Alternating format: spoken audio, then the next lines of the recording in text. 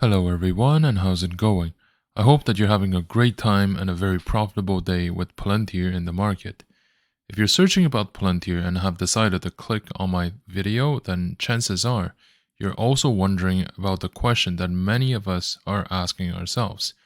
Should you buy more shares of Palantir now? And also, if you do, how far can it go given the current circumstances? So, what we know over the past few years, the job market has been looking more uncertain every single day.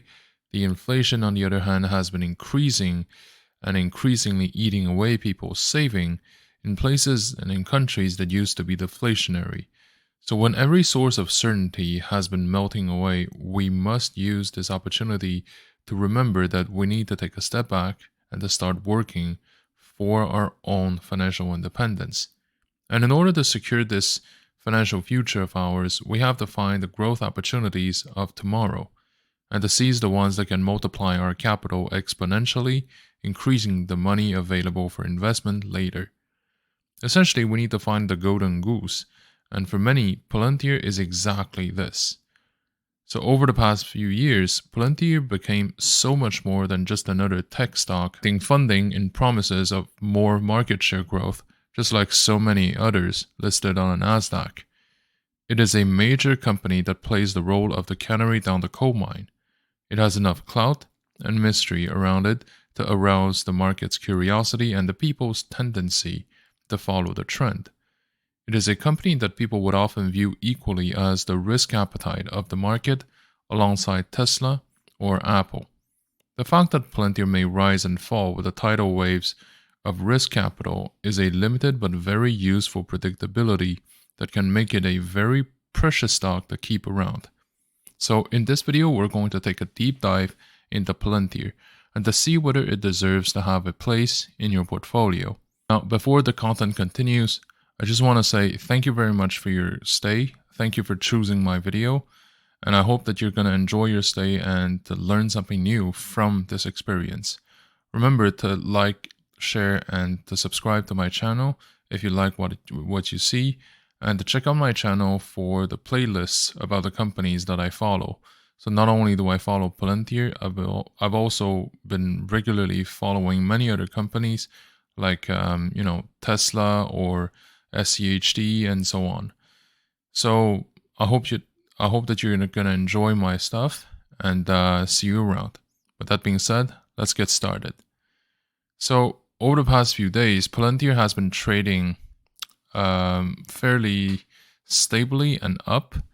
It has reached a high of $26.83 and $25.89 of low.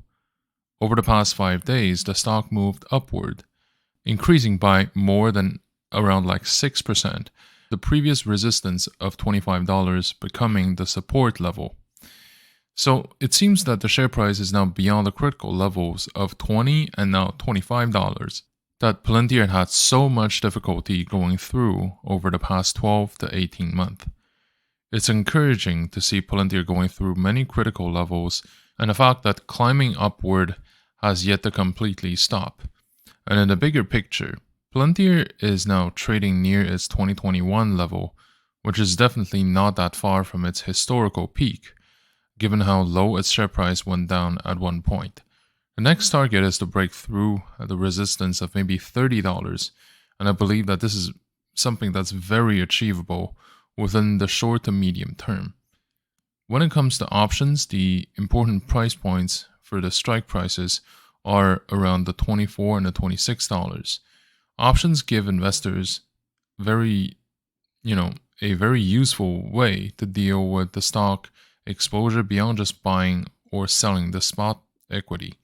The options at $24 and $26 are crucial because investors would expect a lot of volumes and volatilities beyond and above those price points. They would provide opportunities for traders to manage their positions and risks.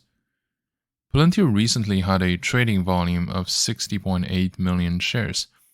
It's very significant, but still below its average of 79 million shares. This may suggest that the market has now priced in a lot of the catalysts going for Palantir and are now actively taking profit from the existing stock price action. It should be expected that Palantir may start to slow its upward push and to start even pulling back a little, given the historically high Nasdaq level and the uncertainties around the market. I mean, speaking of like around the market, it's not hard to see that the current Nasdaq is above its historical high, but the state of the economy is a bizarre one. It's almost like the real economy doesn't have any sort of incidence on the greed and the expectation of the market, which is normal and has happened before as well. But now we're seeing it under some new lights, because I honestly don't see any sort of meaningful thing that can push Nasdaq beyond its previous high, apart from the fact that maybe people are collectively deciding to buy into the bubble of AIs, which may or may not be even like real AI to begin with. So I do believe that yes, this AI wave is going to take us to places, but it doesn't mean that it's going to stay forever, and it also doesn't mean that it's actually accurate. It means even less that it might make money to many companies. Now, I know that Palantir has been riding this particular wave very well, and that this is one of the main reasons why it was able to go through like the $20 level to begin with. But there's no guarantee on how far or how long that game of Jenga can last. So, with that being said, I'm not saying that I am very pessimistic about Palantir, very far from it. I do believe, however, that we should expect that the market will take some time to decide where it wants to go before it actually does so. Or it's going to enter into the same kind of vibe back in 2020, like late 2020, when everybody was buying into the EV narrative, and it's hard to go against it. Rather, it was hard to go against it. And nowadays, it's almost like, that bubble has bursted and our fears back then became true. The same thing can happen potentially to Palantir on two main vectors. The first one would be Palantir's own business model. This company makes they basically take data and they analyze them to find trends and causalities to improve the operations of its clients. So there are two issues there. The first one is the ownership and the privacy of those data. That's number one. Can we really guarantee that every single byte of those data has been obtained legally and ethically, right? Actually, I think that at the current point, no one truly cares. And the day that people will start caring about it, well, Palantir's market cap may see some sort of negative volatilities. So that's number one. Number two would involve the changing narrative of AI. So Palantir is saying, because we handle, data, we should be good with AI because training AI requires lots of data. I'm way oversimplifying it, but still, I don't believe that I'm off the mark by that far. Now, just imagine if one day AI stops being cool. Does it mean that it's going to be a little bit like the EVs back then? That, we all of a sudden we stop having those lofty valuations and we start to go with something that's closer to common sense? If that's ever the case, if that's ever possible, then we're going to see something like not just 10% difference, but more like 50% of movements against the stock. Now, of course, this is just purely speculation on my part. Like, no one is saying that the AI wave is about to die. No one is saying that this has to be some sort of scam.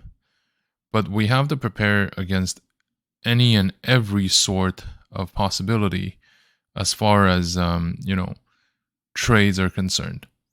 In fact, it wouldn't be that out of ordinary to say that at some point we should see some major market corrections in terms of their outlooks and the expectations.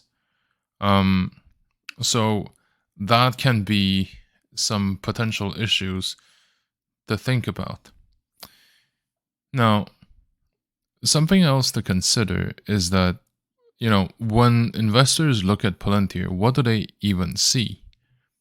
They see a stock that is a maverick bet against the future. They see a stock with some interesting guy hanging around Davos and trying to buy their way in to the deepest pockets on Earth.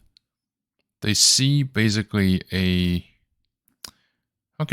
tentacle of the intelligence communities and currently start to choose to not care.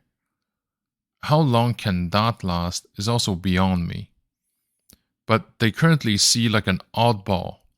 They see some sort of mad genius stock that they believe can somehow just increase in value without really understanding why that is the case. Or they have like a feeling they do, but this is such a weird reason that they choose to not think too hard about it. Now, here's the thing. Another interesting thing to consider is the current news coverage. I'm pretty sure that we're gonna have a hard time finding negative coverage about Palantir in the current circumstances. Of course there are, but it's far less than when Palantir was trading below $8, right? That's what I mean.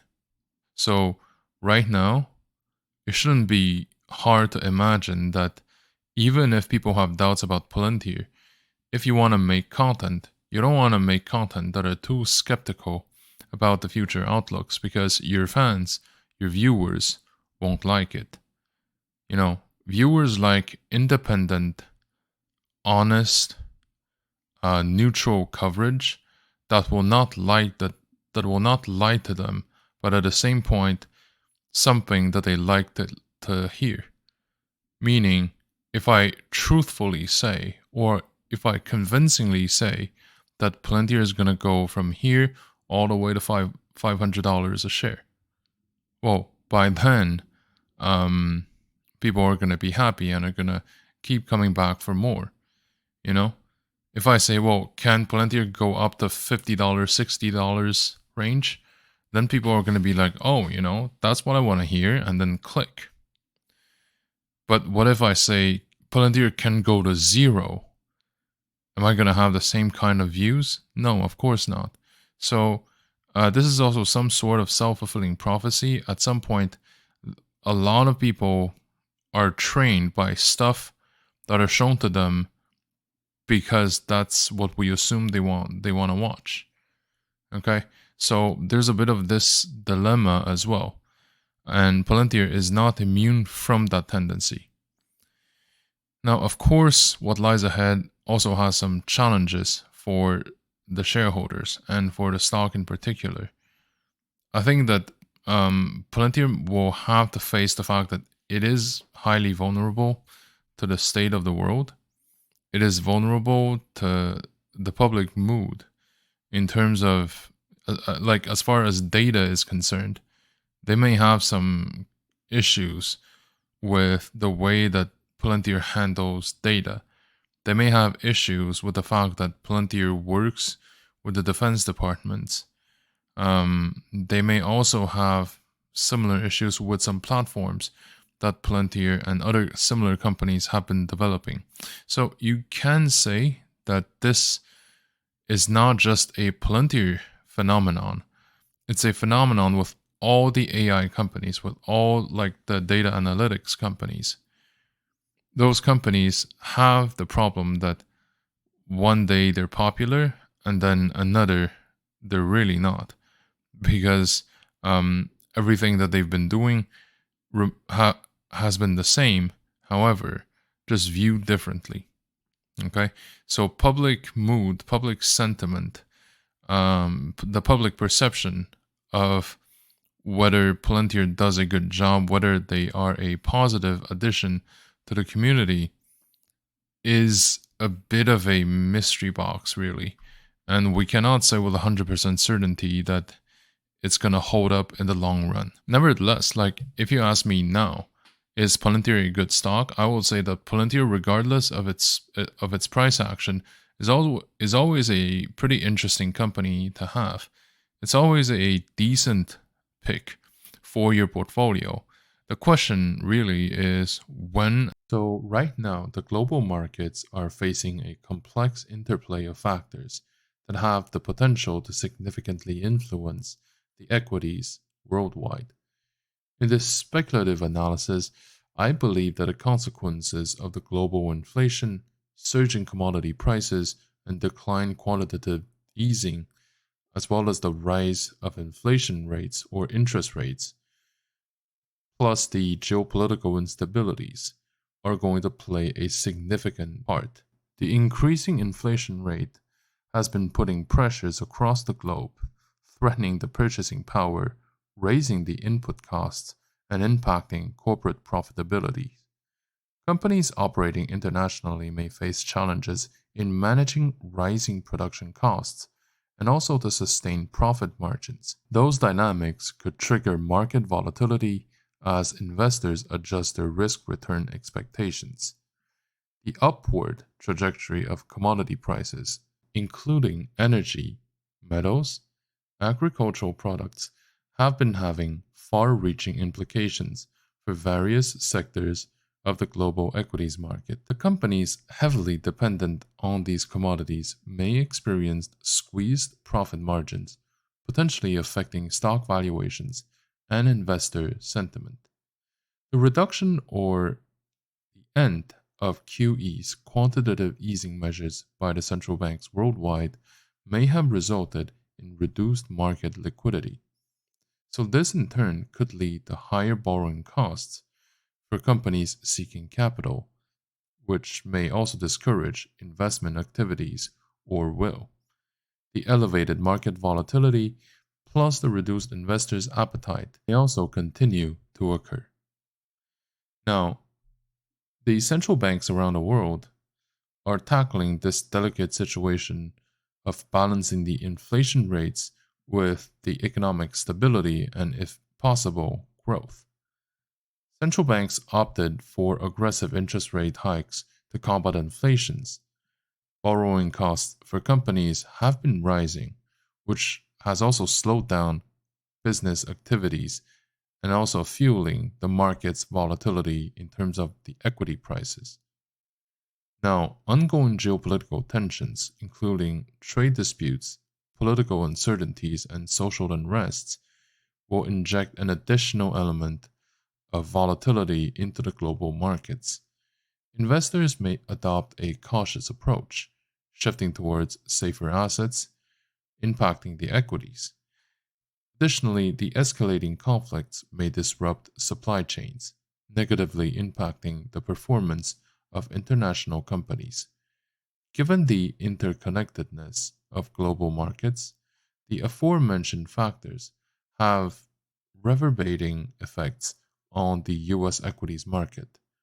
Companies with significant exposure to international market may face a lot of headwinds resulting from the economic slowdowns, disrupting the supply chains and the currency fluctuations.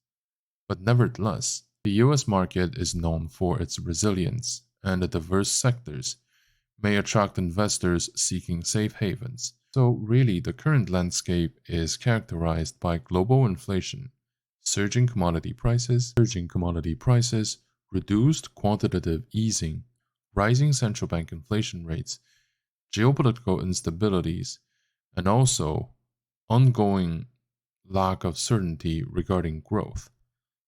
While the US market may exhibit relative strength due to the safe haven status, it's going to remain interconnected with the global economic landscape. For long term investors, these conditions may offer opportunities to identify undervalued companies with strong fundamentals and international diversification. With that being said, short term trades should be approached with caution because of the increased volatility and uncertainty. And also, we should be careful when assessing individual companies, sectors, or regions. All right, so having said all this, what is my overall conclusion about Palantir? I think that Palantir is a decent company to be had. It's a decent company to buy. It's a decent company to hold. However, it's not really the best timing right now to buy a lot of Palantir because they are having like an upward momentum. The volume is going lower. It's always like lower than the 30-day average. So this is why my feeling is it's only a matter of time before Palantir starts to like pull back or even to dip. And by then, it might be a better timing to buy more with a good chunk of your capital. So Palantir has the profile of a decent major, like a large cap position to be had if you want to have some exposure in the tech industry. Tech, data, AI, equities, that sort of thing.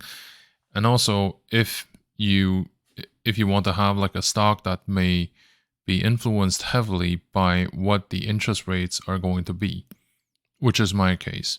And this is why I would say that Palantir is a decent stock to hold for the long term and to be had for like to be kept around for the next couple of years.